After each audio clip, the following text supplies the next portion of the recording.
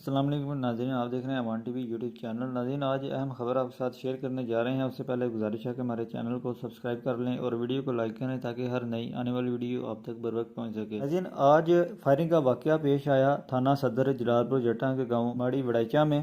زمین کے تنازع پر ماڑی وڑائچا میں وائس چیئرمین یونین کونسل قصو کی چودھری خاور سعید، جو کہ ابدا کی اطلاعات کے مطابق بتایا جا رہا ہے کہ چودھری خالد اصغر گرال جو آئندہ امیدوار ہیں ایم پی اے کے، 2 بار ایم پی اے رہ چکے ہیں سابقہ ادوار میں، ان کے قریبی ساتھی ہیں۔ چودھری خاور سعید کے بھائی سابقہ جنرل کونسلر چودھری شفقت اللہ وڑائچ، چودھری سرفراز وغیرہ پر شدید فائرنگ کا واقعہ پیش آیا ہے۔